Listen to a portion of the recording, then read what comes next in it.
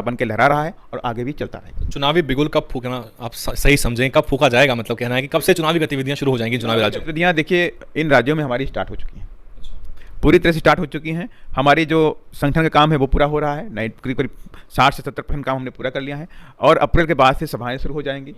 बाकी सभाएं कंटिन्यूस चल रही हैं, विधानसभा सभाएं चल रही हैं, ज्वाइनिंग सभाएं चल रही हैं, ये सारे काम चल रहे हैं। देखिए तो सब हमने तो चुनाव को मूड को देखते हुए चुनावी मूड में ही स्टार्ट कर दिया, चलना शुरू कर दिया है, तो उसी के तहत ज्वाइनिंग कराई जा रही है। जी, क्या क्या मुद्दे लेकर सर जा रहे हैं? क्योंकि कांग्रेस भी निकली थी भारत जोड़ो यात्रा को लेके, वो भारत जोड़ रहे हैं, उनको सत्ता वापस चाहिए, मोदी साहब को सत्ता से हटाना चाहते हैं। वो लोकसभा के चुनाव भी सामने ही हैं, विधानसभा चुनाव के बाद क्या मुद्दे लेकर जा रहे हैं सर आप? देखिए कांग्रेस की विचारधारा अलग है और बीजेपी की विचारधारा अलग है, बहुजन समाज पार्टी की विचारधारा अलग है।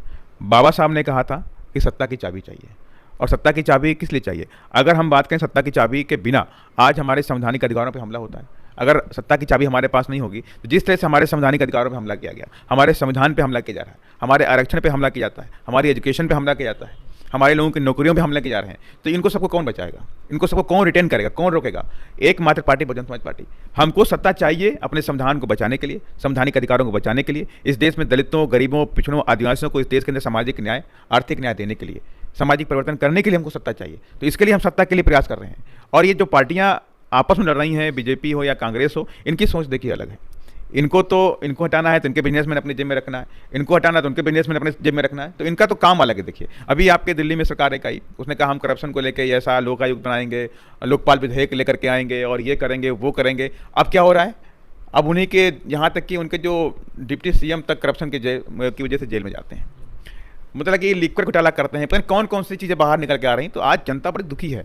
उनको लगता है कि इस देश के अंदर कोई एकमात्र पार्टी है जो सबसे ईमानदार पार्टी है, एकमात्र नेता सबसे ईमानदार नेता है तो आदरणीय बहन कुमारी मायावती जी। एकमात्र ईमानदार पार्टी है बहुजन समाज पार्टी। आप बता दीजिए कहीं भी कोई एलिगेशन लगाए गए, बहुत सारे लगाए गए, ताज कॉरिडोर से लेकर के आय से अधिक संपत्ति से लेकर के सारे मुकदमे लगाए गए, लेकिन क्या हुआ? सारे के सारे जीते हम लोगों ने। आदरणीय बहन जी का विश्वास था कि हमने कोई गलत काम किया नहीं लाइफ में, तो हमें कैसे होगा? तो आदरणीय बहन जी के विश्वास पे सब बातें आई और बहन जी पूरी तरह से निर्दोष साबित हुई, पूरी तरह से पाक साफ साबित हुई और विरोधियों के मुंह पर तमाचा मारा। तो सपा आरएलडी गठबंधन जो है वो आपको राजस्थान में भी देखने को मिलेगा। आरएलडी के पास वहाँ पे एक विधायक है जो कि मंत्री भी हैं कांग्रेस की सरकार में, तो कांग्रेस हो सकता है कि तीनों को साथ ही ले ले, क्योंकि आरएलडी का मंत्री कांग्रेस सरकार में मंत्री है।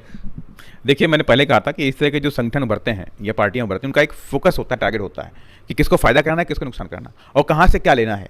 तो इनका सब पहले से जुगलबंदी देखिए, इनको अलग अलग शो करना अलग है। देखिए इनका पूरा पूरा फिक्स है, उनका मकसद कुछ और है। तो इनके मकसद को बहुजन समाज पार्टी राजस्थान में पूरा नहीं होने देगी। देखिए बहुजन समाज पार्टी के कार्यकर्ता, बहुजन समाज पार्टी के वोटर और बहुजन समाज पार्टी का एक एक नौजवान मान्य बहन जी के साथ में, बाबा साहब की विचारधारा के साथ में, माननीय श्री कांशीराम साहब के संघर्ष, त्याग, तपस्या और बलिदान के साथ में 100% बहुत अच्छा होने वाला, no doubt. Thank you so much. और 2023 में